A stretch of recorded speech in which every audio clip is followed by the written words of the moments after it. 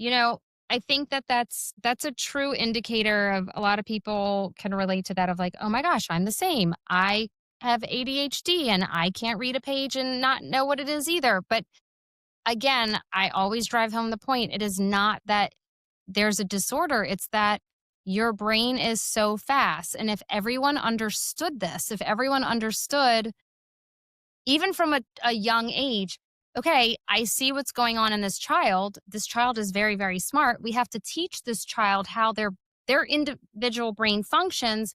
And then they have the empowerment to be able to tap in, slow down, do whatever they need to do.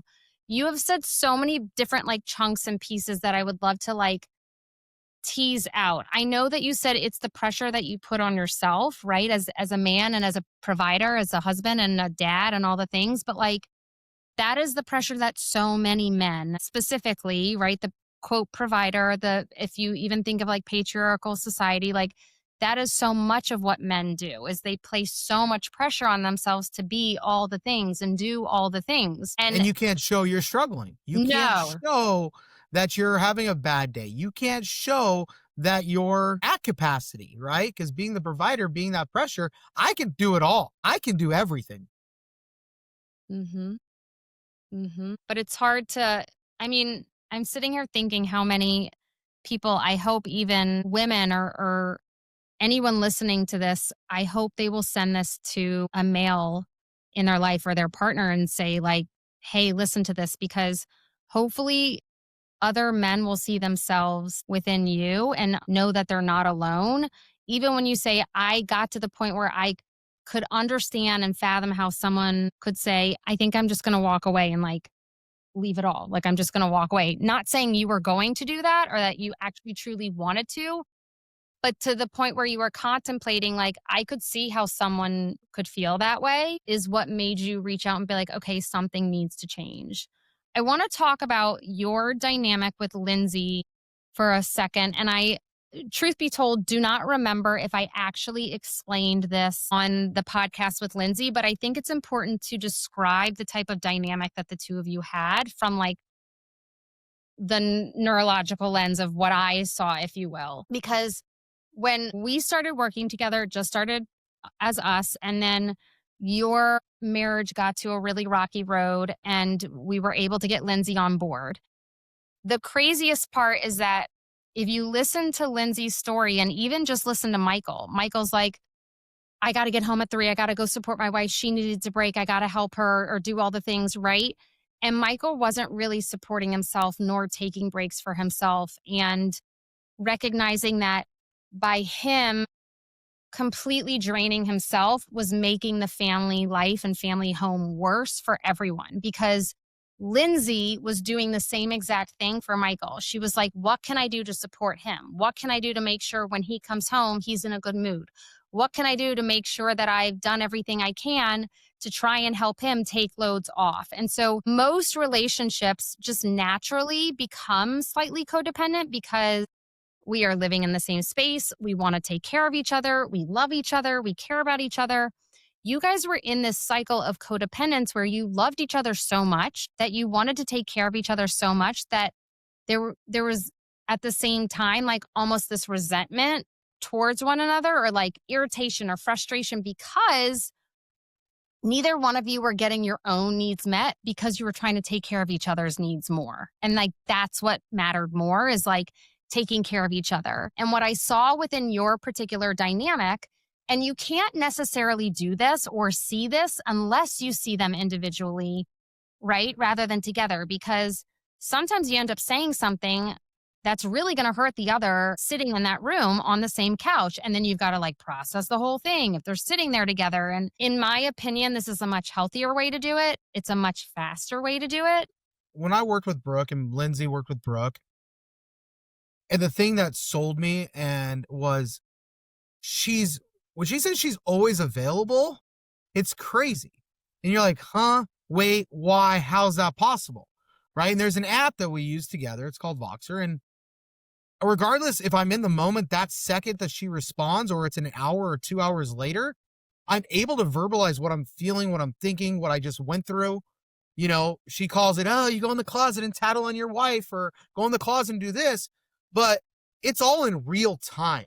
And that's the part where the marriage counseling for us, oh, hey, remember last week when you said this one thing? Yeah. Okay, it's not that big a deal now, right? Where it was a huge deal, but it's in the moment. Like, I remember we weren't having a session. I was on a walk and I was Vox and I was going back and forth with Brooke and she was going back and forth with me. We did like an hour and a half back and forths because I was going through so much things at the certain time. Yeah. So, and sometimes the couple won't know, but I will literally, like, one person will be in one room and the other person will be in the other. And I've done that with you and Lindsay before, where like Lindsay's in the bedroom and like you're downstairs, like watching TV, and like you both are Voxering me. And I'm like, yo, what's going on? Like, let's talk. But I'm really glad you brought up Voxer, because it really does make a difference in terms of, a lot of people don't realize, yes, I say that the language of your brain is not the words coming out of your mouth. The language of your brain is your behaviors. However, language and speaking is a form and tool of regulation. And so if you can get it out in real time and say whatever the heck you need to say, it stops you from them blowing up on the person that you love most. You're able to come to me and just be like, I'm just so frustrated, blah, blah, blah. And then we're able to like bring it down a notch and support your nervous system. well, I'll give everybody a sample. Like, gosh, he's being so fucking sensitive right now. Like, I don't even know. Like, I just did this, and this is what the response I got. Like, holy shit, Brooke. Like, how am I supposed to fucking deal with this? Like, Yeah. again, I was able to get that though. Like, there is an amount that just takes off your chest. Yes. It just takes out of your brain and it allows it to escape. And it Yes. also allows it to be heard. Yes. Right? And it allows it to be heard on your side. And then at the next session or later that day, whatever, it can be addressed and we can work through it. And it's all in real time. And that's the biggest thing that was something that I think is the reason why we're so successful, is the real time to this. And that ability for Lindsay to go in the closet or whatever, you're like, God, he's being such an asshole. I just did this and I try to do this for him and he won't even, great, let it go. Right? She's probably a little sweeter than that. Probably not going to say it like I do. But that's the reality of it. You get it off your chest without hurting the other person when you do it. And I'm always going to say, no matter what anyone tells me, I'm always going to be like, well, thank you for sharing. That's one of our top words, right? Yeah. Thank you for sharing. Thank you for sharing. Yeah. And now I'm and sure it doesn't need a response. But it doesn't need a response. Yes. It doesn't need a fix. No. It's just telling them, right? The other one I have written down is like, I hear you. I hear you. Right? I hear you. Right? These are the key words that I learned, is like, I hear you. Yep. Thank you for sharing. Yep. Yep. What do you need? Yep. What do you need? Yeah. Right? Those are my top. Those are the three. Those are like, yeah, everybody wants a magic pill. You want the magic pill? I just spilled it all for everybody. But there it is. It's like, I hear you. Right? How can I support you? Yep. What do you need? Yep. Yeah. Yeah. Hold on. I want to go back.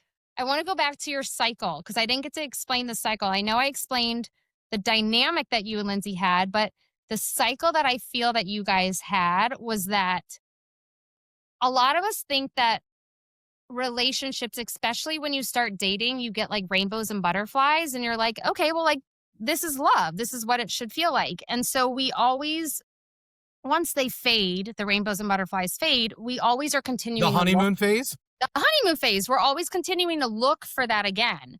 And I feel like that is something specifically within your relationship that was always, it was like, if you guys were disconnected, neither one of you were happy at all. And then what would happen is like, and most women do this. Like, I even did this for many, many years. And I did this with Jonathan, is like, we as women, and you did this too, but we hold it in. And then all of a sudden we freaking blow and we tell you everything you've done wrong in the last week, 2 month and a half. Lindsay and I called that her fire hose. Yeah. Right? It was, here you go, fire hose, blown away. And I couldn't hear any of it. Yeah. I couldn't hear anything. You did hear it. Do you remember one of our first sessions? You showed me your phone. It was an entire list of things that Michael did wrong. Like, Michael was keeping a list of things that Lindsay was telling him he either needed to work on, he was doing wrong, or that needed to be fixed. And I was like, Uh, okay, well, that's efficient to write that down, but I'm not quite sure that you're doing all those things wrong. And I'm not quite sure it's possible for you to fix all those things. So we need to figure out like what is actually happening here. And what Hey, was it? hold on. You'll be really happy. I just looked. I haven't added anything to that list in almost a year. Yes. I'm dead serious. Like Ladies the and last time in my gents, notes was Michael January, Weinstein. and I was on January 21st. I was emotionally surfaced. So Hey, we'll take it. there you go. We'll There's take a there's a fun one, right? We But will that was a take year it. ago, right? So in a year, almost a year, there hasn't been anything added to that list. 'Cause trust I me, haven't as seen soon as you I and get it, I add it Lindsay. to it. I haven't seen you and Lindsay consistently this year. Like I haven't, right? But and when Lindsay would have that fire hose, it was like an escape of like all of her emotional energy and like it would be like this tit for tat of like, but I'm doing this and you're doing that and da da da. And then all of a sudden, you guys would stay up to like 2 a.m. screaming and fighting and maybe not screaming at the top of your lungs, but bickering and arguing and like getting it all out basically. And then it would like all of a sudden come to like a lull. And then you guys would get to the point where you were reconnected. And then it was like, Well, okay, I think we're during those fire hoses, what I've learned for myself is she's like, "You're doing this wrong, you're doing this wrong." I'm like, "Well, hold on. On Thursday last week, I did it right. And yeah, on Tuesday the week before, I also did it right." Right? So I'm sitting there like, "You always do it wrong." I'm like, "Whoa, whoa, whoa. It's not an always here. I yeah, do it right over here. I've done it right here. I did it right here, here, and here. Just because the one time I did it wrong, you're going to now blanket it, tell me I did it all wrong." yes, Right? So those bickerments and arguments and clashes, our communication level has definitely increased and has been able to work through and not have those happen. yeah. And not speak like that's like underneath all of that. Well, you didn't do this and you didn't do that is I feel frustrated or I feel sad or I feel angry or I feel disconnected or I like, and I really forced you guys to live in your own feelings and what it required was you guys had this like cycle of disconnect and then reconnection to the point after the fire hose went off of like okay we got everything out we're good again and then like the hose would like build up again to the point where we had to like expand it and let it blow again, right?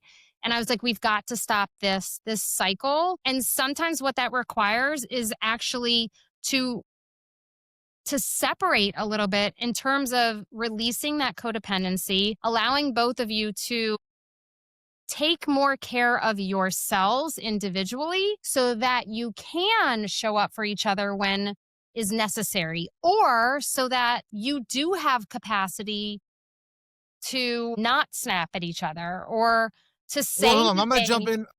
Go ahead. But I'm gonna jump in on the capacity side, right? Like these buildups, in my opinion, I think Hmm. Lindsay would agree with me now, is like when you're disconnected, right? And I'm not regulated and she's trying to make all these things for me. And one little thing that I say becomes a big giant thing, Hmm. right? Because her irritable level's so high, right? Or her disconnection's so high, where those build up a lot faster. Now, where I say something, she can kind of take it as a joke, or she can take it as it's not that big of a deal, right? Because she understands that connection is there. So, absolutely, when we're disconnected, I think those little things you say that aren't so big that get blown up are definitely way bigger. And then all of a sudden, they go in that little compartment and they keep going and keep going. And then all of a sudden, it's like, can we talk? I'm going, Yeah. oh shit. Shit. Yeah. Oh shit. Can we What talk? is it now? What did I do wrong this time? Right. Right. And that's what it made it feel like. I felt like I did something wrong. I can't do anything right. And so, because all those little things kept going in that box because we were so disconnected, now being better connected, being more understood by each other, right? I understand her brain, she understands my brain. We're able to connect better. Those things don't happen. I'm not going to say they're never going to happen again, but they're not happening nearly as frequent at all. And it's also because the two of you are taking care of yourselves and Absolutely. focusing on yourselves rather than focusing on each other. Well, Right. and I So, think, like, go ahead. no, one of the things that you taught us too, and I think this is going to put back into the guilt, the pressure, and those pieces is, right? We're both standing in the kitchen. One of us can feel it, and you tap it on the shoulder and like, I got to tap out for a few minutes. Yeah. Right? Like you taught us that of saying, hey, where your partner just understands, like, hey, I need to go. Like my wife loves to get her hair blown out. Like, I need to go get my hair blown out. I need those minutes to myself to be away and to kind of recharge my batteries. I've got a cool basement with a bunch of TVs, and I'm gonna say, hey, I'm gonna go downstairs for a little bit, watch a game, and just take a few minutes to myself and kind of just take a couple deep breaths and be able to kind of come back and be present with it. But we're able to recognize more, and we're even now able to recognize a little bit more of each other. Like, Yeah. my wife's like, "Calm down." Like, it's Yeah. calm, right? Which sometimes gets me a little more fired up, but, we're able to recognize those pieces on each other, and then we're able to also ask each other for those times. Yeah. Another thing too for the two of you is I was just thinking about in terms of parenthood. I think that because you're more logic brained and because you're a gas pedal, and because Lindsay is more emotion brained, I would say Lindsay is more emotional, which is just a female in itself. But I would say she is more like that puppy, like just that sits there, right? In terms of she's more regulated on a regular basis than you. And Absolutely. hands down, Great. She lives mostly regulated. yes, Lindsay is hands down a very big support to you in terms of like Lindsay can be, and I have a lot of clients that I help them put the puzzle pieces together of like either, hey, I don't know if you realize this, but you are part of their regulation. Like you just being in their existence helps them ground and be able to regulate. Carter does that for me. And asking each other, like, I need a hug, right? And I knew that was coming. I was just about to say, like, you're right, taking that hug or taking that long hug, right? Yeah. And having that connection, Yep. right, with it. I mean, I think absolutely my brain, obviously it's going as you're saying all that, and Lindsay being more regulated and, success for me, like a business, she's always like, well, this is, I'm like, Kate, you're part of this. Like, you look at some of these men that are high achieving, like having a wife who's able to take care of the home and the kids, and I don't have a stress because I know my kids are getting 1,000% probably over what they need from my wife. I'm not stressed about giving them that because Lynn's is giving them that, Yes. right? And that part of that life, right, is taken care of. That's her responsibility. She owns up to it. She does an And amazing she's job at it, fantastic at it. and she's a fantastic at it. I need to Yes. appreciate her more for it. Yes, I know Yes. that. Right. But that's part of the success that we have in the office is having that base there. Or, Knowing hey, that it's are you there at able to go home. run? Right. And knowing that it's like this safety, like security blanket that it's there. And when it's ruffled, right, when that's ruffled with the marriage or there, it makes it harder to work. It makes it harder to stay regulated. It makes it harder to do everything. And Mhm. that's like to bring it all back together. That's where I'm like, we got to get her into this program as well with me at the same time so she can work on tools. I can work on tools. We understand each other and we can come better connected over. I think the other thing that was happening too in terms of parenting is like if you were activated and dysregulated or just you were just heightened and you would respond to the kids or you would parent a certain way. You like everyone's going to parent differently, but Lindsay would literally stop what she was doing. Let's say she's upstairs folding laundry and you're like dealing with the kids nagging or whining or, something downstairs. She would come running and try to handle it and jump in because she would either hear you raising your voice, not yelling, but just lifting your voice, right? Or whatever it is. And it would, Being more stern is how yes, I like to put it out whatever it there. was, right? Right. And loving, caring, emotion brained Lindsay would be like, oh gosh, I just need to go help or whatever. Like, or she may have not even enjoyed or liked the way that you were handling it. And so she would jump in. And I had to, that was part of that like separation, if you will, of like, just keep folding the laundry. Like, he's capable. Like, just, Well, and I think in marriages alone, like, I know for myself and I know my buddies, like your kids, like I tell them, hey, go do this. And they go, Mom, do I have to do that? Right? Like there's that second, like, no, your dad said it, like having that support too. Like, I do also know how to parent, even though she is parenting and that's her expertise. I also do know how to parent. I also am a good parent. And I also need to feel that part too, that I can say something or do something. And yes, then that's heard by the kids and it's respected by the kids. And it's not go run to mom because she's always going to come save them or come intervene because she's able to leave it. yes, Right. And Yeah. now, like, even now, I know I'm sitting in the front room and like, I hear the kids bickering, fighting, and Lindsay's there. I'm like, I'm just gonna leave it. Yeah. I'm gonna leave it. I'm gonna let her discipline this one. I'm not gonna discipline it every time. Okay. I'm not gonna get myself revved up. I'm just gonna let it be. What's the worst that's gonna happen? Right? It's another one you taught. It's like, what's the worst that happen? Just let it be. Right.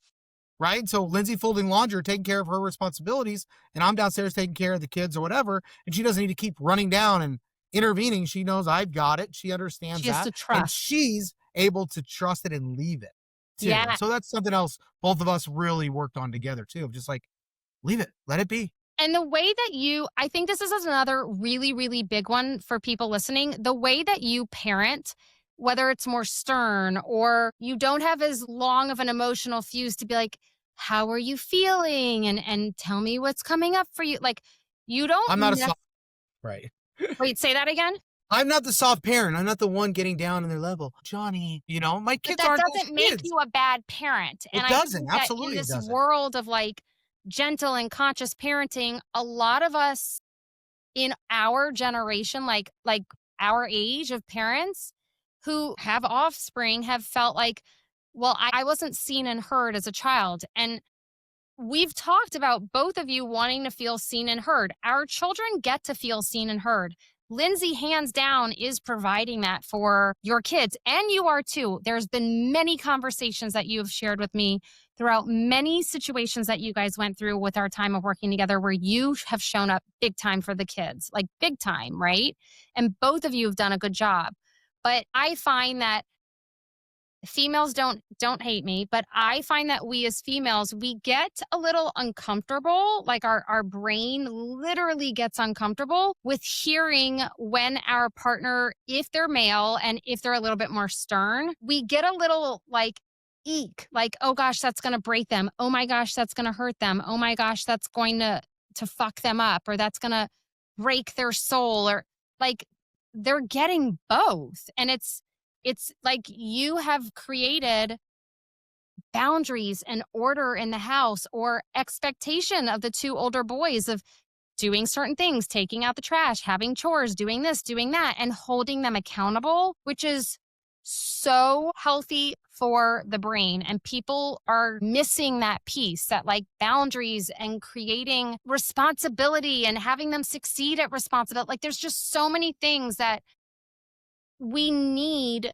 we need both. We need the boundary side and we need the nurture side. And yes, I have a strong partner who supports the boundaries and does all the things. However, I had to learn both of those when I became a widow. And it's a different lens than most people have because I had to shift my brain. Like I had to become the nurture, like I was already the nurturer, but I had to recognize that I needed to shift into getting comfortable with owning boundaries for the boys because they needed it. And I think that working with a female who has more emotion brain and really feels uncomfortable in hearing their partner be a little bit more strong and have those boundaries, and that happens with a lot, like a lot of us as females, because we do have a bigger side of our emotion brain is our bigger side, right? But it's super important to know that it's okay for both parents to parent the way in which they feel is best and to step out of the way. And I'm not saying allow your child to be hurt and abused and all, like I'm not Right. saying that, right? But I do believe that as long as it's safe and as long as you're at the core comfortable and feel like your children are safe, again, your partner gets to decide the type of relationship that they have with their children, partnering wise or parenting wise, excuse me, like vice versa. Like you both get to decide, and that should be respected rather than condemned and then say, like, you're not doing it right, or you need to do it my way, or why aren't you doing this way? You get to build that relationship, and we have to wave the white flag of holding each other responsible to parent a certain way, because then we end up parenting our spouse, and that's like not sexy at all. No, and I felt that, and I felt that from Lindsay. Like, I don't need a mother, right? I don't need to feel like that or being told. Like, the other word in what you were just talking about, the other word I would add in is allow your kids to struggle. There's too many Yes. parents right now that don't allow their kids to deal with the situation, right? How do you think their brains are going to operate to find the solution if you Mhm. continue to give the solution to your kid, right? Let them feel uncomfortable. Hey, what's the solution? It's pouring down rain and the dog poop in the backyard needs to be picked up. Figure it out. Oh, maybe I should grab an umbrella. I'm not going to go tell you to grab an umbrella. I'm not going to tell you to go put on your rain boots, right? There's different things that they're going to struggle with rather than saying, oh, it's okay. Maybe you can do it tomorrow morning instead when it's a little better. No, let them figure it out, right? Let them struggle a little bit. And fail. Let It's them be help on fail. and fail. Absolutely. Yep. Right. Being an athlete, right? Being that athlete and losing. There's a lot of value that comes from losing, right? And not being always successful, right? You'll see some athletes. I'll jump into this card for a second where they've never lost and they've always won and they're always the best at what they do. And all of a sudden they hit adversity when they get to later in college and all of a sudden they become struggling mentally, physically, because they've never lost. They've never dealt with adversity, right? Allowing that child, and that's what Lindsay and I kind of go across, allowing them to struggle a little bit, allowing them not to be comfortable, right? Something my 14-year-old and I have been working on a lot lately has been be comfortable being uncomfortable, right? Be comfortable being uncomfortable. It may not be the most comfortable thing, but guess what? It's going to allow you to grow, right? And if we continue, I call it the lawnmower parent, just kind of push the lawnmower, make it nice, pretty grass, let your kid walk behind you. We're not going to quite get there. So yeah, does Lindsay make them more comforting and emotionally available for the kids? Absolutely. But the value I bring in as well, right? I can be emotional with the kids. I can be soft with them. Yes, you But can. also I got to be strong and right. They got to understand, like you said, they got to understand what they're expected to do, being accountable, being right, being held to a standard, right? A family standard, a value that we have a value as a family on the person you want to be and understanding that. And Lindsay at times would definitely jump in. And now she does amazing at it. She just kind of lets it happen and watches them grow. And she sees them now in some of that growth. And it's great. And it's wonderful. Good. I love that. We have been working together for a while, and really crazy enough, two big things happened in your life or in your family life. And the one I would love to talk about is Lindsay's health. And it was came out of left field and it was unexpected. And I don't want to share everything. I'd love for you to kind of explain a little bit about what took place, what happened. And then I want to talk about how this work really supported you guys through that time because we had already been working together for a good bit of time. Yeah, absolutely. So Lindsay, it was my birthday weekend over a year ago. She got diagnosed with Graves' disease, which is hyperidism of the thyroid. And so her thyroid was going crazy. She was tired, her body hurt, times she couldn't get out of bed. Heart rate Heart rate was going crazy. She all can't over. regulate the heat, all of it. So, Lindsay was just now, to like put this in perspective, Lindsay went from like functioning to like almost bedridden. Like it was so hard on both of you. Like it was not great. It was hard to watch. yeah. So for me, absolutely. You're sitting there watching your wife in years, being the fixer that I am, I, I You can't couldn't fix fix it, it. right? But learning the word of, what can I do to support you? What do you need? How can I help? Right. And her giving me, I just need you to come lay with me for a few minutes. And understanding that verse, let's backdate it another year. She had gotten sick with something else. And I was like, all right, I'm out of here. And I never really Yeah. checked in with her. And it was like one of those other, like, oh God, you don't care about me when I'm sick and all of that. And so for me and my brain understanding to just ask the question, what do you need? How can I support you? And then she's up in bed and guess what? Guess who's making the lunches? Guess who's getting the kids to school? Guess who's running them everywhere, right? Guess who's also going to work? It's all on my shoulders. And now from her seat, she's learned to deal with some of that guilt and like, hey, I am sick. I have to sit here. It's Yes. okay that he's going balls to the wall in order to make everything function. We did hire some help when she had gotten her thyroid out. But for And me in you this had just work, had surgery too. Do you remember yeah, that? yeah, I just had knee surgery. So I was on crutches trying to do all of this. And it was definitely a tougher time with us. But that was one of the big things with Lindsay and I was when she would get sick or something, I'm not the most emotional, supportive person being there. But with the tools you did, I haven't even told you this yet, so you're going to get this giant smile on your face in about a second. We were just in Disney World last week for a week. I did Vox you while I was there. You did. And the day that I did Vox you, Lindsay was not doing well with her regulating her heat and being confined space and being hot. We had to go out an emergency exit. She had to kind of lay down for a few minutes. You know, she had to kind of not do any rides. We had to kind of sit her and do this. But the way I was supportive towards her from the tools that I did learn with you, later that night, she's like, hey, I just want to share with you. I feel the most supportive I've ever felt with you today. I told you. There it is. There it is. Right. So that was, yeah. Yeah. So that was last week. Right. So, you know, yeah, absolutely teary eyed. I can see it in your face. But like, that's taken us so far from me getting like super fucking frustrated. Like, God, you're ruining our trip. We can't do anything. I'm just trying to give these kids a good experience. And now I'm babysitting you and trying to make sure you're okay. Right. But that's kind of the way I was acting with her versus like, hey, guys, just chill for a second. We're going to get mom settled in. Yeah. We're going to make sure mom's okay. We're fine. I got a lightning pass for us. We're good. We can get over there. We're not going to miss anything. Let's get mom comfortable. Make sure she's okay. She has what she needs. My sister was with us. Like, hey, you guys go with my sister. I'm going to hang back with mom.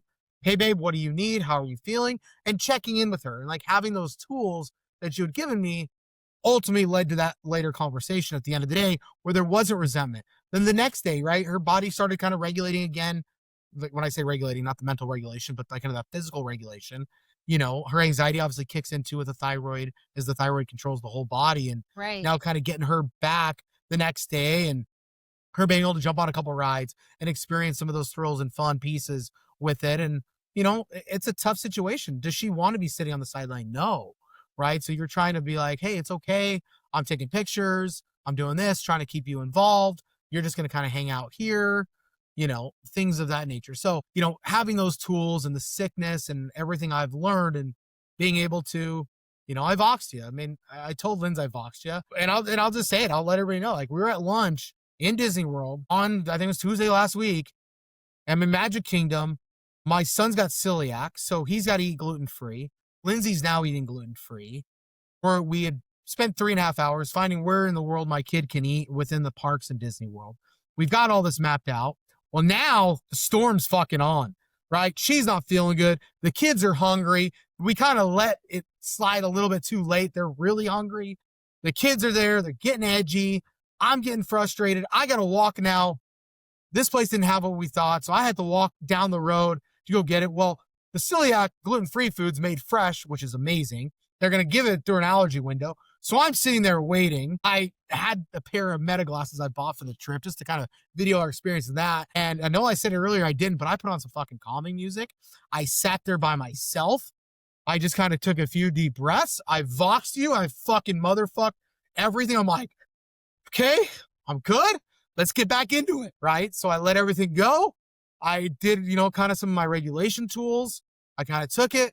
I zigzagged everybody to get back, get my kid fed. And then here's the part where I was definitely regulated. I didn't rush your my meal. I hadn't eaten yet. So I went in order and I sat down. The kids like said, guys, when I get done eating, dad hasn't got a chance to eat. We'll get going. Okay. So just hang out for a couple minutes. And I'm not going to sacrifice myself at that point because if I don't eat my full meal and then I get hangry, that's not going to be good for anybody. Right. So understanding, giving myself that self-respect, not giving myself the guilt, allowing myself to go through that process and going through the tools that I have, checking in with my wife, checking in with her while I was away, letting her know how far out I was just so she knew kind of where we were at. Hey, what do you need? Anything else I can get you? How are you feeling? Versus being frustrated and annoyed, which I typically have been, that she's now getting not feeling well. And on this trip, we've been waiting for and being excited for as a family. So that's a win, right? So is to kind of give you the sickness side. I don't know if I hit happen at fucking Disneyland, which is like or Disney World, not land. We're in a world. We're in. I live in Oregon. This is a 6.5 hour. This is a 6.5 hour flight. We're in Disney. We're in Oregon to Florida. We're across the fucking country. No, and this is like go time. Like, no, let's literally, go. I literally say Disney World is like the most dysregulating place on earth. I have not taken my kids there, and I don't know if I can. I don't. I'm sure it would be a blast if I did it, but like, and I do have the tools. I could do it. It's just I don't know if that's my jam. Okay, I actually want to point something out that I think is important because Lindsay, you're correct. Lindsay, in the beginning of us working together, Lindsay did get sick. She like there was some medication she was taking that she had like a terrible allergic reaction to, and she ended up in the hospital. And the way both of you managed and handled that situation, it did not go very well.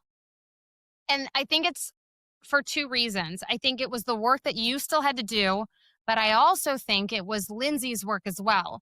And so Lindsay was sharing things with me in a sense of like what you were not doing. But I had to get Lindsay to the point of safety, which is wild because, and I'm pointing this out because a lot of marriages function like this, where we're married, we should feel safe to say the things. We should feel safe to express what we need. We should feel safe to say what we need to say.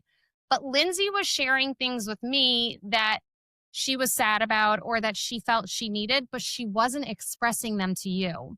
And when her graves hit, I really had to like, I had worked with her long enough and she trusted me enough to where I was like, this is where you can actually utilize and like try this on. Like you're stuck in bed. You have no choice. You have to request your needs. Like I need you. Like I was requesting I was like, I need you to say, "Hey, this is what I need."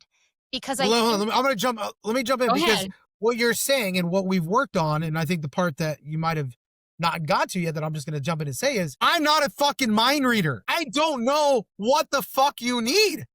I don't know without you telling me. Ladies, And ladies, men do on, not know. They I don't literally know. do not know. If Just you want fucking tell me. flowers, you Give me have the to ask. roadmap. Like they Give me don't the know. roadmap.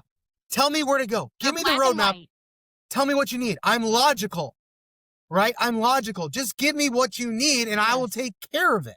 Yes. Right. And so that was part of our, in the beginning, our struggle is when she got sick, she felt like an inconvenience and Yes. didn't want to ask for anything because she was being an inconvenience. And I'm trying to be supportive and getting frustrated because I know she needs something, but she won't fucking ask me, or she gets out of bed to do it herself. And Right. that pisses me off.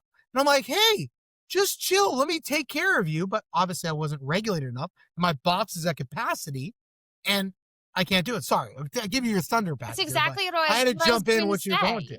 That's literally what I was going to say is that that's why we build this resentment with our partners is because we're like, well, they should have brought me chicken noodle soup or yeah, like They should they should know that I needed a hug or they should know that they shouldn't be leaving and they should come take care of me or they should know that if marriages can get that out of their mouth of they should have known, right.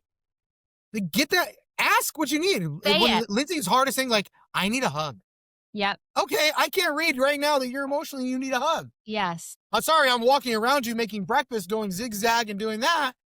Like, oh, I just need a hug. Just pause. Give me a hug. Embrace. Okay, got it. Like, And it ask was me what. twofold, right? I had to get you to start asking her, how do you feel? What do you need? How do you feel? Like, I needed you to start asking those things so that she could feel the safety of like, he's going to keep asking. He's here. He wants to know.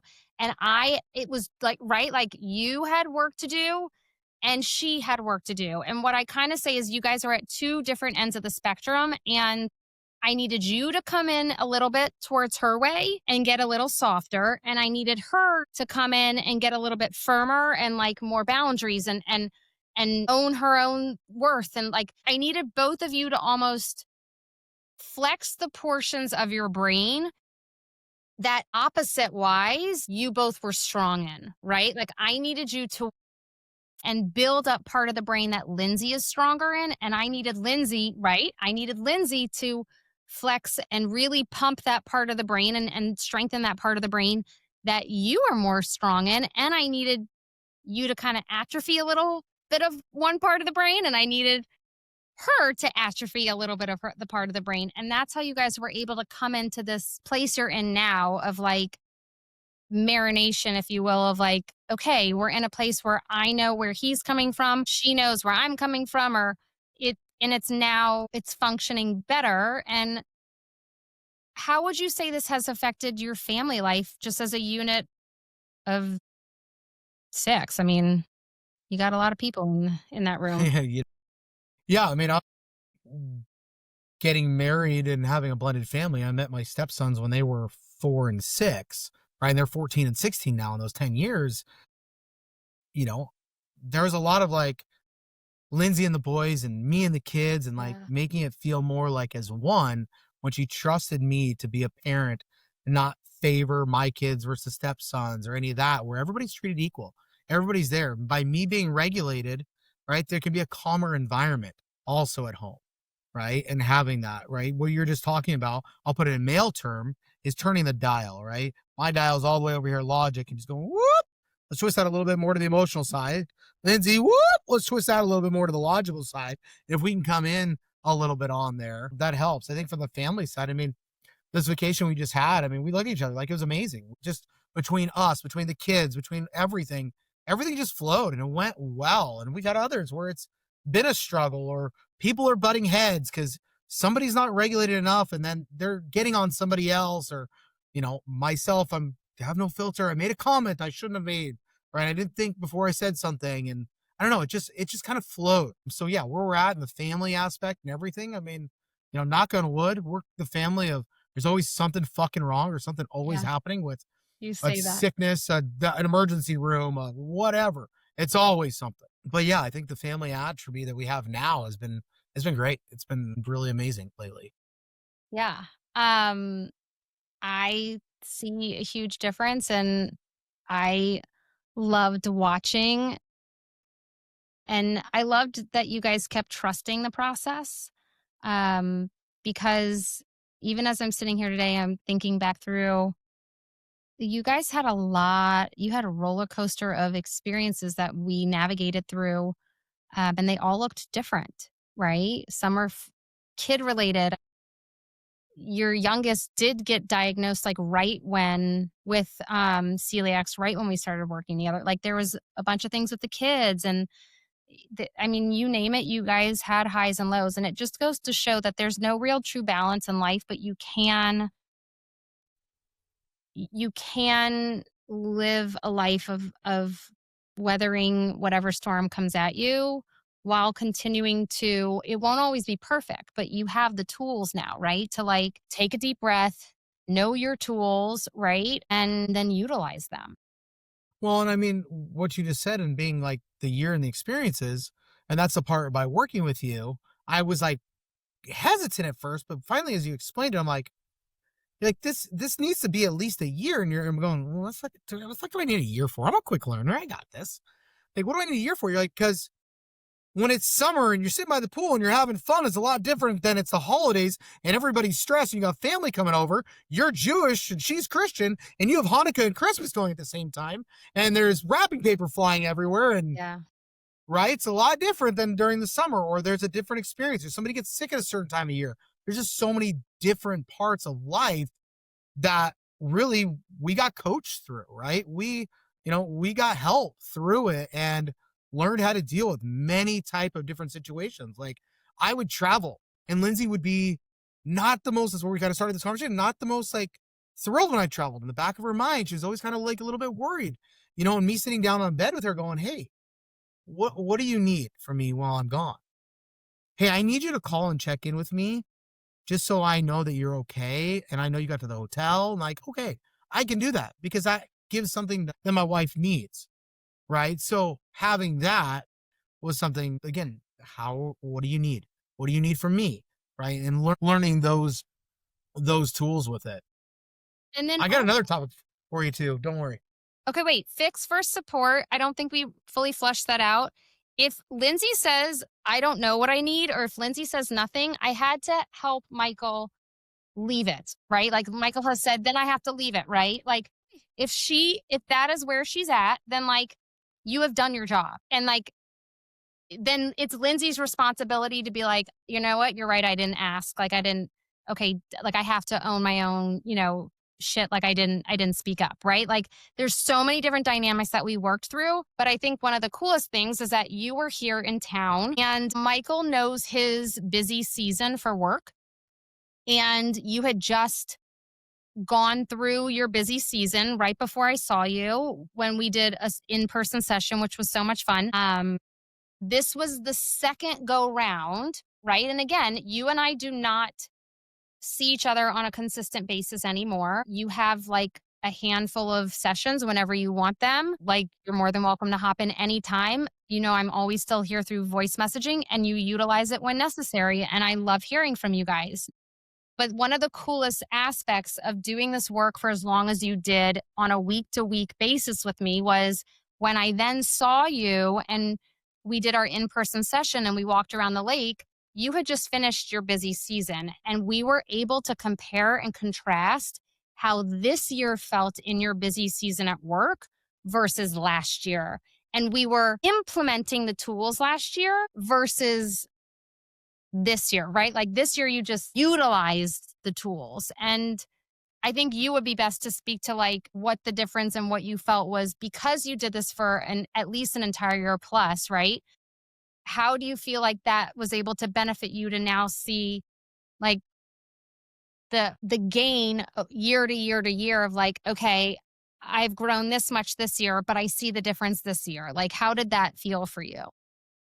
Yeah, I mean, I think when I say, "Oh, am I perfect now?" No. I mean, there's plenty of things that happen that I'm like, "Okay, I utilize this tool," and I'm looking back through, I've got this cool little journal book that I wrote all of our notes in, and I was going back through them over the last week as we prepped for this, and I'm going, "Shit, I forgot about that one. That's a good one. I need to use that a little bit more." There you go. I mean, so, but this fall, being in what I do for a living, raising money for high school and college and youth athletics, August is like go season. Everybody's starting school, football season starting, it's volleyball, soccer in most states. And so we're extremely busy. Everybody needs something from me. And I remember it was some point up, like, I don't know, it was like a Thursday, and I turned my computer screen, I put on ESPN Watch, I put on like Sports Center, I sat on my couch for 30 minutes and I just took a breath and I'm just like, I just need this right now. Because if I go home and I'm not regulated and I'm in my busy season and I can barely handle, because when I go home, my coaches are still calling me, they're still texting me. I still need to service them at this point. Right. So having that or going to that lunch and being able to sit down and just take a breath and, eat my lunch and be like, okay, I got no appointments right now. I see what my next one is. I'm going to go take a break. I need to take a break. I need to get up, leave my office. I even during August, if I'd be on a call, I'd put my headphones in and I just take a lap around our complex outside and just kind of, I mean, tell you that, but I just had to take a lap just to get my body, kind of just moving and just change my scenery and just enjoy, get some sunlight, right? It's a healthy piece, getting sunlight and doing that part. Yeah, I think just going home and knowing that it's, even though it's August, I mean, I think I was coaching one of my kids' soccer teams also and being busy, like it was great. I was also supported amazingly by Lindsay, where she knew I was busy. She knew what I was doing, knowing like, hey, babe, if you take care of that and then we're good here, right? Just hearing that, like, hey, we're good here, take care of it, right? Getting that confirmation that everything's okay, we got it, no big deal, and go. That's great. That gives me that sense of like, oh, I'm able You to don't have do to it. rush home either. Or feel guilt for going and doing it. Like the night before Yep. my birthday, my buddies and I, we went and saw Adam Sandler. She's like, you should go do that with your buddies. You'll have a blast. First, like, oh my God, you're going to leave me with the kids by myself and not be here when you're already not here during work that day? Like, we're past that, which is amazing. And I get that support to do something that hanging out with buddies for me is also another regulation tool. I've talked to you about that, right? Going having a beer, hanging out with my buddies, watching a game somewhere, right? Getting to just shoot the shit, talk about sports, talk about our kids, our families. Like, that is a release for me also. It's not going and playing 18 holes of golf. That's not me. It's going and hanging out with buddies or going to sit down lunch on. So utilizing some of those tools either in the season, right after, or even before the season of like, I know I'm about to get busy. Like, I'm going to stay at home with the kids and I'm going to sit by the pool and we're going to enjoy some time together because I'm not going to be available as much coming up. And then I don't feel that guilt. Like, I'm not there hanging out with my kids. Like, I just gave them a good couple of weeks of all dad time and they know, hey, dad's got to work. He's got responsibilities. He's got to do this. He's a provider. We know he's going to leave. And I don't have that guilt there either. But So did this year in your busy season feel different than last year absolutely. from doing this work? Absolutely. I had the tools this year, right? I Yeah. had the tools to use. Last year I was learning the tools or I was trying out the tools. Oh, is this going to work for me? Oh, is this going to work for me? Now I'm trying to through my brain work. Okay, what's going to work for me? Well, I'm trying to do this. And so the family and trying to do all that. So now being able to utilize the tools that I have and really having them. I mean, the tools that you said, like one of the other tools I have on my list here is like staying in my lane. I know we touched about it a little bit, but like I don't need to go home and try to help out because that's not my lane. That's Lindsay's lane.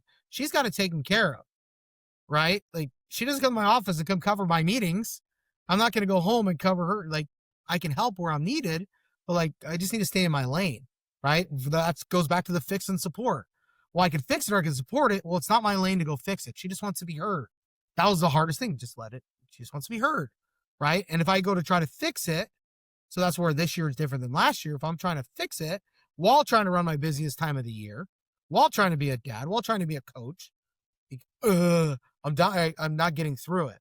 So being able to just leave it, let it be, take care of what I need to take care of, be supported while taking care of those things, and then take a minute to myself before I walk through the door to then be present to my family.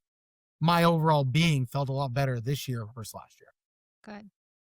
I think the other thing too is that I want to point out is if anyone has noticed, Michael and I both talk pretty darn fast, but Michael has big energy, right?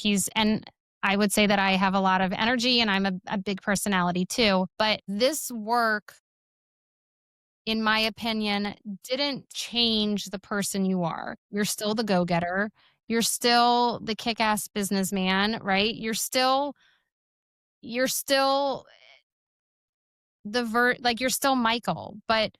And yes, you absolutely, like, in my opinion, you can continue stepping on that brake. And I would like to continue seeing that for you, especially year over year over year, as your kids get older, as they take on more of their own responsibility, as maybe the business takes on more people, so you don't have as much responsibility in the business. And then it can translate into like retirement, like when I'm talking about years down the road, right? But like, Right. so that you're at the point where you're like, I have like eased into this life of like gently stepping on the brake and like being on cruise control and enjoying my life, right?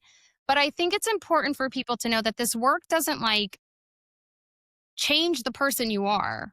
You are still, Well, in the beginning, when I remember on that first call, I said, I don't want to change. I I'm know. sitting in this chair of who Yeah, I am. you did. I have the life I've built. I have the business I've built because the person of who I am, right? You hear husbands and wives get married and the wife wants to change the husband. Like, I don't want any change, but I want to be open to developing the tools to be better. Right. And that's where I felt I did take this. And that's where I didn't like personally, like some of the, okay, well, you have to do this or you have to do that. Like, no, I don't. I just need to be able to use the tools to insert in the situations when it's necessary, but I still be who I am. I can still be the person who I've built myself to be because I don't want to change. I love who I am. I don't look in the mirror and be like, oh my God, I wish I was somebody better. I don't do that.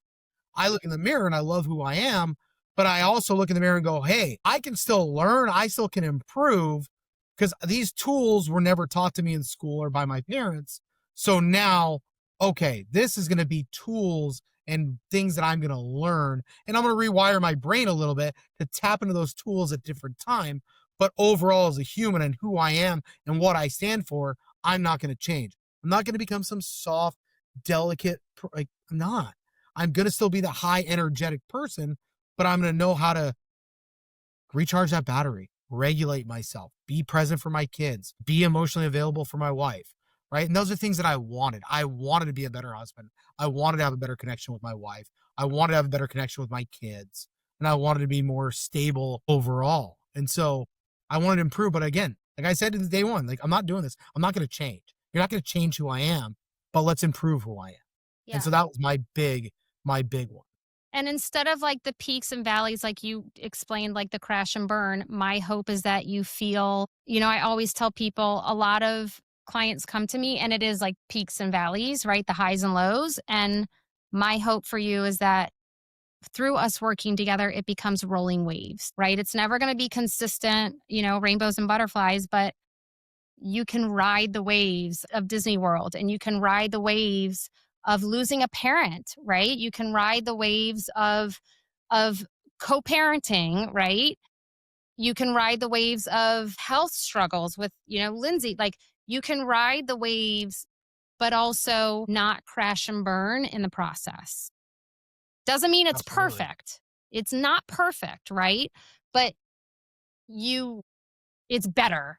It's much better than Right. Instead of that crazy roller coaster going up and down and yeah, sideways and this, we're just on a one of those little kid roller coasters that just we kind of just zip over there. yeah, Right. yeah. I mean, that's absolutely where I feel we are now compared to where we were in this vicious cycle.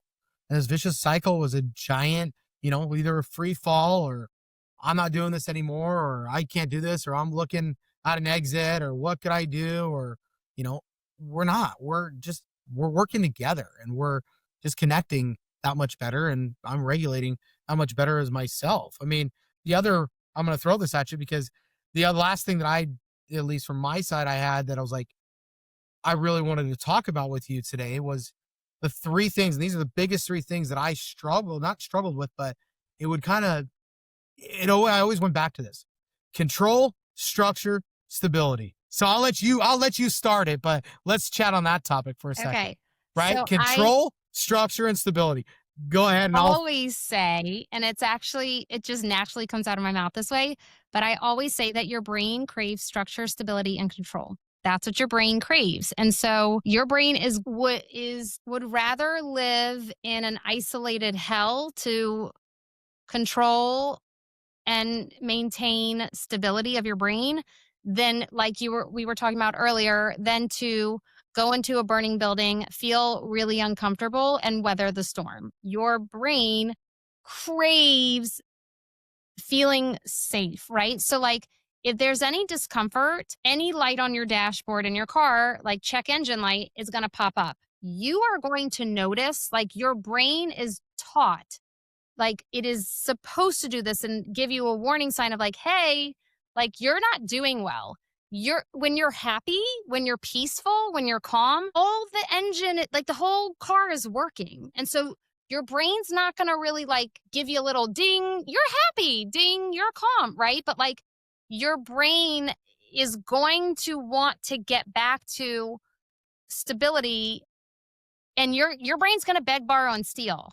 It's going to do that if that means stability. But we have to be able to say, yeah, you want me to beg, borrow, and steal, or, like, you want me to stop, drop, and roll, and you think that this house is on fire, but it's actually not. And so it's building a larger window. It's called, like, literally neurologically, it's called building a larger window of tolerance for your brain within that throttle of the gas and the brake. Yeah, I mean, for me, did a lot of work with the when something is out of my control, right? Where something is not how I thought it was going to be, Yeah. and something changed, and that change made it uncomfortable for me, which again, I'm do well doing comfortable being uncomfortable. But now my brain was like, okay, if this changes, now I'm gonna have to do this, I'm gonna have to go do that, this, that, the other, to get that train back on its track Yeah. to make sure it runs smoothly.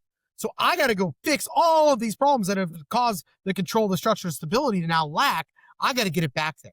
And I'm always kind of pulling it. And that's where my wife always called me, my ass is on fire. She says, Yeah. whatever it is, I'm going to go fix it. I'm going to get it. I'm going to do it, And so, Pots. The pots. God, the pot. I thought of that a minute ago. At a pot, bro, I'll give you People the are like, story. what are We you were talking doing about it. pot for? Oh We're my not talking God. about that Not kind that of pot. pot. Now, I know I live in Oregon, but not that pot. Yeah. We were doing a backyard renovation project and we were getting these pots and it was a pain in the butt to find them. We finally found them. It gets off and it's cracked. And I didn't like it being cracked. And I wasn't happy about it being cracked. And I was taking that pot back in that minute and I'm going to go look for another one that matched it that minute, Immediately. that second, immediately. I don't care what anybody else You has going had to on. check it off. I had to fix it right now. Mm-hmm. Right now. I had to fix it and go do it. Yep. And it's so, and that was at one of the times where Lindsay was like, holy shit, like, just stop, hit the brake. You're so gas. Like, I think it was over the weekend, Lindsay was cleaning out some closets and got all this Goodwill stuff in her car. And it was like, what time's Goodwill open? So I'm like, oh, it's still 8 o'clock. She's like, I'm going to go right now. I'm like, why don't you just do it tomorrow? It's like, no, I want to go get it done now. And I'm like, but you're becoming me a little bit. I like this. She's like, I just want to check it off my list. I want it to be done. And I'm like, this is great. You're Awesome. getting right. So as I've tapped into being a little bit more emotional, she's been a little bit more logical. She's like, okay, if I get this out of my car now, I don't have to go do this tomorrow. So now free up more time for this, this, and this because I got it out tonight when I had a little more time and I had support from my husband being there versus being stressed out tomorrow and then maybe putting that stress on somebody else. So again, I think there's been a lot of give and take, and we're seeing other things in the person. I always joke with her. I'm like, it's just the new me, babe. I'm just chill. I'm just hanging out. Just the new me. Just how I We am did now. talk about that a lot. I was like, just ride the wave, Michael. Just Just watch it happen. yeah, just Watch it go. yeah. We had like I feel like we told you to be someone or something. I was like, just like it's not my problem, or we said something. I was like, just let it be. Like, just you gotta like let you, It's the hardest, but it's the hardest thing. You gave me the example of being at a wedding. I think it was a wedding of one of your employees, and you're like, I could fix this right now, but I'm just gonna let it be. yeah, Just gonna let it be. Don't touch it. Don't touch it. yeah. And there was on the way out to Austin, I was in the airport and this bag fell off somebody's suitcase, and I'm sitting there looking at it. And it's like a purse. And I'm like, I could go back, hey, somebody dropped their bag. Whose is it? I got my headphones on. I'm like, just watch it. Watch somebody else walk by. They didn't give a shit in the world at it. They didn't even look at it. I'm like, why can't I be more like them? Why can't I just not care that this bag's here? Just keep watching it. What's it gonna do? And it's good 15 minutes. It's somebody's purse. And it's just like in the middle, over there by the check counter, like between the ticketing agent and the chair to sit there, be on the flight. It's just sitting there. It's around nobody. It's by itself. I'm like, okay, somebody to grab it. Finally, you guys like, hey, I think this is yours. Like, oh my gosh, it is. I'm like, I knew it was yours. You're the first one I was gonna ask. But I just sat there and I just let it be. It's not my problem. I don't, and I think where that comes from, the leave it, is I don't need something else on my plate. I Exactly. don't need to keep adding to It's my not pile. that you're an I asshole can, and you're just gonna leave someone's purse. It's that it's that you I want my clients to notice when they make progress, and for you to leave it and note and literally recognizing it and being aware of it of like, hey, I just did that. It's you recognizing the shifts within your own brain. And I want, like, I have to first point them out to you guys to be like, hello, like, do you realize you just did that? Like, check in. Like, do you realize your brain is shifting? But when you guys start to realize it yourself, that's like big, big, big wins, huge wins. well, and that's what I think we've come to in the part of I start feeling my dysregulation coming. I start feeling it, right? And I go, okay, I Yeah. need to regulate. I can feel it versus Yeah. just happening. Like after Disney World last week, I told Linz, I go, I'm gonna tell you right now, it's coming. Like it's coming. I'm like, I felt it from the entire week with keeping her, my sister, all the plans, the trip, the organization Yes. of everything. And I'm like, it's coming. And like, I got woke up early on Saturday morning and she's gonna get her hair done. She's banging her makeup around. And I was just cranky. And Yeah. I was just like, I just wanted to sleep. I just wanted to relax because it finally all hit me. And I knew it was coming. Yeah. I just didn't know when it was coming. I knew it was gonna come. And then I had to work through it. And she kind of knew that I was working through it that day. But I But that's gave because her you a said warning. it. But I gave her a warning, like, You it's said it. coming. It's gonna catch up with me. Like, Yep. I'm not just being an asshole this morning for no reason. Like, everything from the week is finally catching up to me. I'm tired. I'm overbrained. I just need a few minutes to myself. I need that. And I took a few minutes. Like, you're going to go with the kids. We promised Garrett something from the Lego store. You're going to go take the kids there. I'm going to go down. I'm going to watch NFL on Sunday. I'm going to chill for a little bit by myself. I got him. I'll take him. Like, I didn't have to go run with her to help her with the kids. Like, I knew she had it. She got it. She told me she had it and gave me that opportunity. Like, I know you need to rest for a minute. You had a lot on your plate over the week. So having that combination, I feel it. I know it's coming. I can communicate it. She knows it's coming. She knows it's not her. That was a big other part of her problem. She thought, I was like, oh my God, did I do something wrong? Why is he acting like this? Yeah. No, it's not you. I'm just, I'm at that capacity point. Like I'm there. I need to take a step back and chill and re-regulate. Okay. I want to ask you, and the reason I'm asking this is because, again, I'm hopeful that some men listen to this, and I'm hopeful that some ladies send this to their men.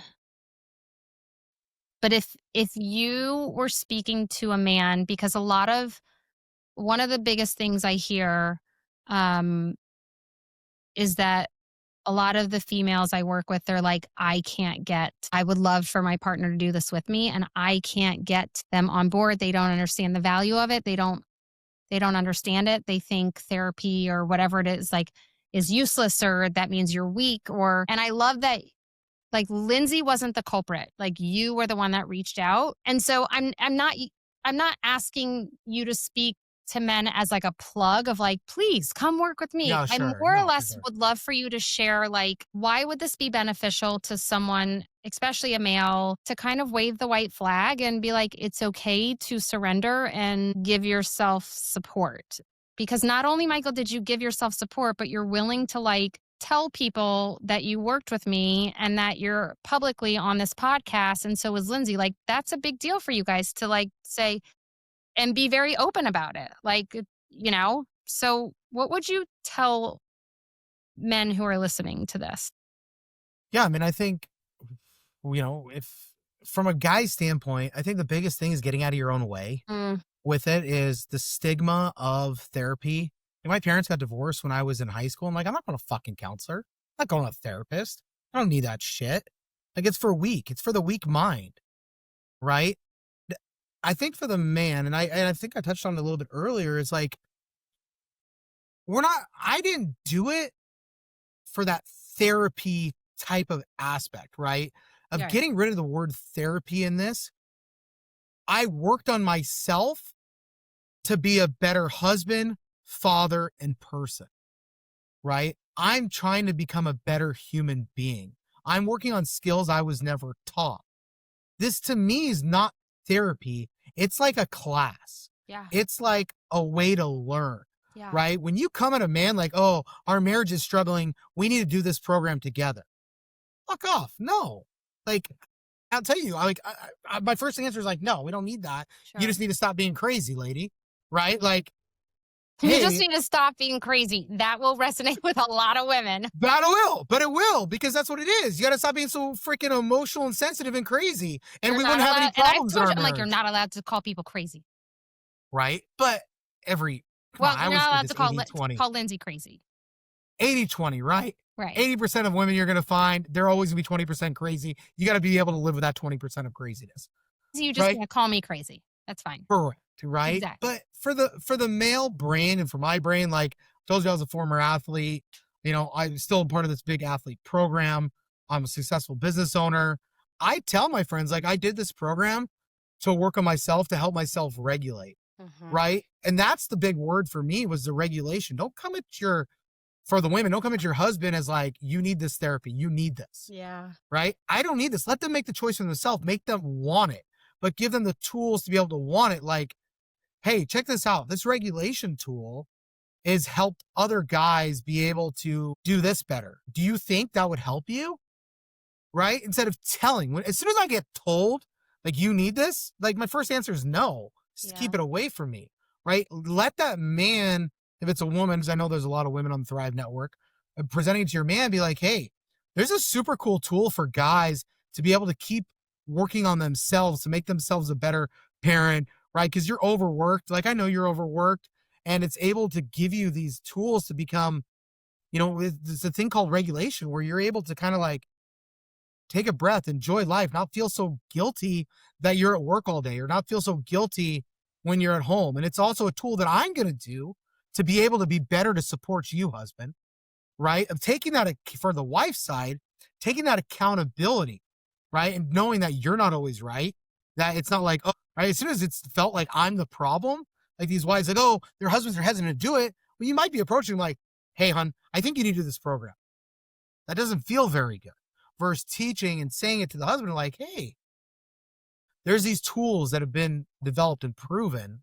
Will you just take a look at it? Will you just take a look and just have just a 30-minute call just for me and just for us and our marriage? Just take a look at it. It's not therapy, right? Because I don't think us sitting on the couch is the best way, but this is a cool tool that's out there. And I think it'd help us. Not only us, I think it'll help you and me as a mom, you as a dad, right? And coming at it that way. Now my walls break down, right? I calm down. We've talked about that. Where you put your wall up instantly. You're like, no, no, no. Now, like, make it easier, make it Yeah. gentler, Don't come at them strong like, hey, we need to do this program if our marriage is going to survive. Like, no, hey, this might be able to help you. Here's a tool. And then give, and I don't know, and I have no idea, Brooke, if you even have those resources, or maybe it's a 1-page handout that you have for the man, like, hey, do you feel this? Do you have tendency for this? Like, hey, just take a look at this. Here's some of the tools. Do you think if you were able to have some of those tools, you could become a better father, husband in person? Would you want that? Put it on them, right? Because the biggest thing as a male is I'm going to be successful. Give me a challenge. You're now challenging me. You're challenging me to be a better husband. You're challenging me to be a better father. You're challenging me to be a better husband. Because this work does exist, and it's very untraditional, right? It's a very untraditional work. You're going to go work on yourself. I'm going to work on myself. Neither of us are perfect. But if we want this to be better as a family, as a relationship, as that, just take a look at it. I mean, right? I'm the one that was begging Lindsay in the beginning, like, get on a call with Brooke for an hour. If you don't think she's going to help us, let's do it. Let's be done. But I think our biggest problem, and even the guys, right? How do you understand your wife? And that's where I come back to is this thrive like a parent, right? And this, what you do, 98%, 95% probably female, right? You're in the 90% on the female side. There's not as many male side. Hey guys, where do you think the best ideas and brains can be is go where the problem is. They're the problem. They're working on their problems here. Go get the tools that's fixing their problems. I'm not joking, but think about it that way. That's really funny. Sure, maybe you'll cut this part out, but no, I'm not going to cut anything out. I'm serious though. Like, these women go to help themselves, and I've seen, right, your Thrive stuff, and they do that, and they're doing this because these are the problems and things that's happening with them. How many times as a man have you sat and been like, what the fuck's wrong with you? Now all of a sudden you have this access to knowing what the fuck's wrong with your spouse, or why are they so upset at you? Crazy. We aren't. Why are they so mad at you? Well, you just need a couple tools, dude. Know how to say, don't fix it, just support it. Know how to say this, this, and this. And if this program can help you just a little bit, it's worth it.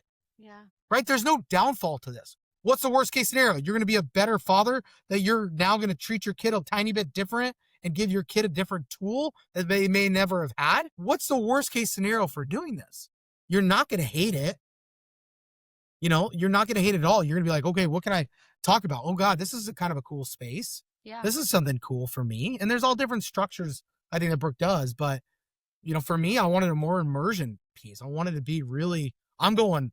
I'm not going to tip my toes in the water. I'm going full in. Let's go. Let's get this solved, because that's the person I am. And some people might be different, but I think there's always something for you. Even if you start somewhere just a little bit and it's one thing you want to work on, to be like, gosh, if I could just be a tiny bit more regulated, because I came home not so just, oh my God, these fucking kids now. My wife needs this. My wife went through the door. Here's the kid. Good luck. I'm out. And you're just like, what the fuck? Like, this is for you. This is for you. This is what you need in your life, you know? And that's why my wife and I have agreed to do this podcast. Like, if we can help I can help another dad, another man, if she can help another mom, right? And we can help another family potentially from not seeing their parents get divorced, right? Help, you know, another dad from not doing something he wished he never would have done, regardless what that is, because he got some tools that helped him, you know? And that's why we're here doing it and being in kind of that public eye. So yeah, I think take it back is, dudes, just get the fuck out of your own way, man. Just hop on for a few minutes, check it out, see what's going on. If it's something for you, continue. If it's not, nobody's holding your hand to the fire to make you do it. You know, I asked for an out with Brooke. I'm like, if I don't like this, can I get out? She's like, yeah. Right? Because I was skeptical at first. Sure. Yep. Like, okay, is it going to work? Like, oh, you found somebody on social media and you think they're going to solve all our problems? Like, no, but I think what they're doing, what they're standing for, and where they came from, and I educationally broke it down. I'm like, okay, I understand this. I think this might be something that's good for us or me. And that's where I went. So from the male standpoint, that's the hardest thing. The stigma of like, I'm tough. I got this. I don't need anybody. I don't need anything. Right? Maybe you do. Maybe just you do. And it doesn't have to be public knowledge. Not everybody needs to know about it. Maybe it Right. just stays in your household with you and your wife. Or maybe here's the tools and you can just go join this without anybody ever knowing and Right. spend 30 minutes a day doing it. Yep. Whatever it is. I mean, for me, I spent an hour weekly and then I went every other week, for a while. And then I went once a month for a little bit and I tailored it down as those tools, occurred with me. And the program is not built one size fits all. It's got everything for everybody. It's an a la carte item with it. So you're like, 1000%. hey, I just want to work on this. Try it. Try there. Then it's like, okay, that worked. Why don't we try this now? Okay, right? Start somewhere. Just give a little bit. Again, just from the women's standpoint, you come at your husband and said, you need this. We have to do this. You need it. It's the first no out of the box all day long. Yeah. I think it's very interesting that you use the word better. And that's such a Michael word because you are a go-getter and you are a gas pedal and you do want to do things to the fullest extent, whether it is parenting or your business or just life in general, or even just a vacation. Like you're an all in type of person and you want it bigger and better. You want it done right, or that's just who you are. My hope is that in the verb or in the whatever it is, in the word of better, my hope is that you feel happier. My hope is that you feel more calm or more connected to your body, or that you feel like your mental health is better. I'll give you the word I feel. The word I feel, because you always loved me, is what do you feel? I feel more enjoyment. Yeah. Like that's my word. I feel more enjoyment every day. I feel more enjoyment with my wife. I feel more enjoyment with my kids. I feel more enjoyment at my business. Right. So where I say better, that's the big Right. word for me. Like when it's easy with my wife and I'm enjoying it. Yeah. I have the enjoyment Yep. is there. So Yep. the I feel. Do you like that? I use my I feel word for you, Brooke. Thank you. Thank you. Is there anything else you would like to say before we end? Because I knew we would just keep going and going and going, but I really appreciate you sharing everything you have, and for both you and Lindsay being on the podcast and opening up your lives and sharing your story. And especially, Michael, for you being a male and owning your journey and sharing that, no one's perfect and we all need support at times, and it's okay to accept support. And yeah, I just really, really appreciate you doing this very much so. And I do think it's going to help many. So thank you. No, absolutely. I mean, I'll leave everybody with this. I mean, mental health, right? I mean, I'm in the athletic world and college space and high school space a lot right now, and mental health's a very big item. And I think part of this is our mental health, right? So having those tools to improve my mental health, I've shared it with buddies. Like, hey guys, yeah, I did this year-long program to help with my regulation, so I wasn't just so and I could actually be present. And I share that with my friends. I mean, I have no scared of that. Like, I got no problem sharing that with my guys, my buddies, wherever it is. Like, I wear it as a badge of honor. I really wear it as a badge of honor that I went and worked on my mental health for myself, my wife, and and my children. Right? Thank you, Michael. You're Thank you. Thank you. welcome. Thank you. Tell everyone, if you would like to, one more time, a little bit about where they can find you if they'd like to get in touch with you, if you're okay with that. If they're getting in touch with me, you can tag. I You mean, can, I guess business wise, I mean, yeah. Yeah, I mean, if you have high school, college, we're more in the club sports space and raising money. I mean, that's what we do for a living in the fundraising. My company is called Hourathon. It's HOUR-A-THON.com. So in an hour, it's a fundraiser that lasts an hour. The kids text and call for 1 hour, asking loved ones to support them, getting donations. It's live with us. This energy you've seen from me today, that's really what drives a lot of what we do yeah. with it. So on the business side, feel free if there's something we can do to help. I'm more than happy to help out there. Thank you, Michael. You're welcome. And until next time, XOXO, Dr. V.